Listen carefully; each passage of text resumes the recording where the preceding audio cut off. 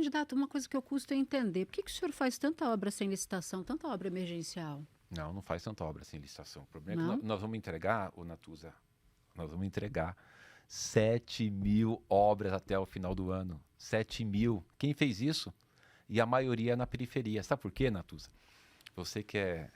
Tem duas jornalistas que eu conheço que têm desse tema de finanças, né? Você e a Adriana, que trabalhava no Estadão, agora eu não sei mais onde ela está. Adriana Ferraz.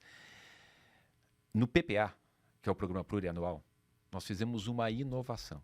O nosso PPA, que vai dizer, né, lá atrás, em 2021, como é que a gente iria fazer a aplicação dos recursos nos próximos 4 anos, pela primeira vez na história. Eu coloquei, até pela minha origem de vir lá do Parque Santo Antônio da periferia, que eu tenho um orgulho enorme, de que uma parte dos investimentos devem ser direcionados para as áreas mais periféricas.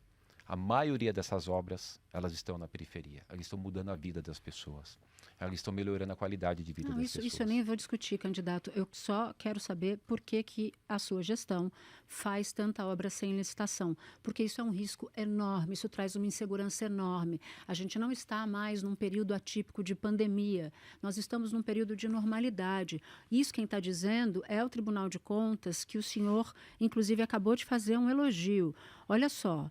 O valor gasto pela Prefeitura com obra emergencial saltou de 335 milhões em 2021 para 2,9 bilhões em 2023. 2,9 são 2 vezes o orçamento inteiro de segurança da cidade. É muito dinheiro. Não me parece haver nada que justifique, se houver, eu gostaria muito de ouvir do senhor, que justifique esse tanto de obra emergencial. Porque uma obra emergencial não tem licitação, o controle é menor, a transparência é infinitamente menor, pode ter esquema, pode ter desvio, e quem vai para a lata do lixo em casos de esquema e desvio é o dinheiro do contribuinte, da população de São Paulo. Então, eu queria entender o seguinte, que conta que o senhor fez para chegar à conclusão de que o senhor tinha que fazer essas obras emergenciais todas?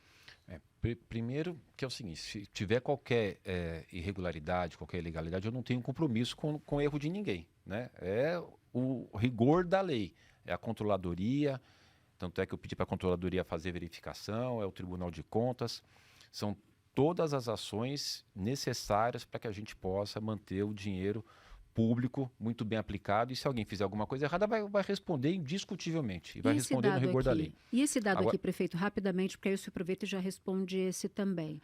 O Ministério Público sugeriu que o Tribunal de Contas do município analisasse o conluio, a combinação em ao menos 223 contratos de obras emergenciais. Ao todo, são 307 contratos em obras emergenciais. É a massacrante maioria.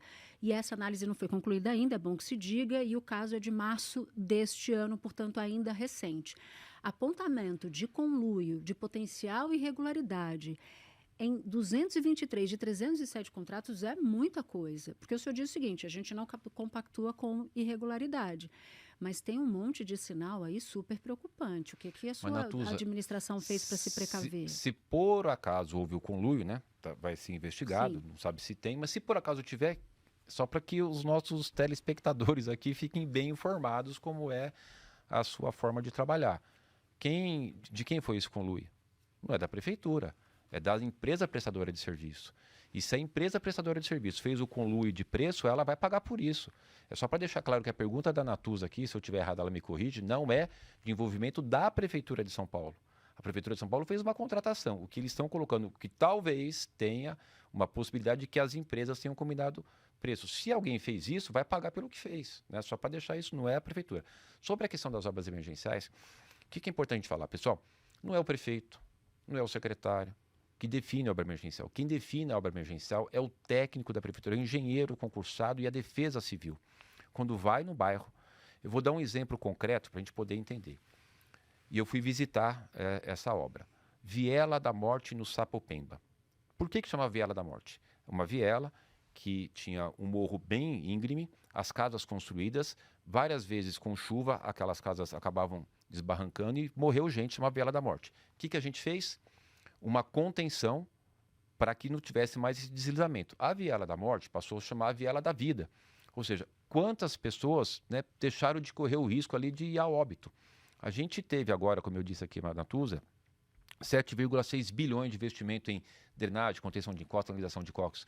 E nas chuvas desse ano, graças a Deus, que o período pior é janeiro a março, a gente não teve nenhum óbito. diferente de outros anos, porque a gente fez muitas obras de canalização de córrego, onde tinha casas na beira de córrego, e ainda tem muita coisa para fazer. Então, as obras emergenciais está previsto na legislação, e não é assim que a pessoa lá, o funcionário, coloca qualquer preço. Muito rapidamente, para não tomar o tempo aqui, mas é importante que você saiba.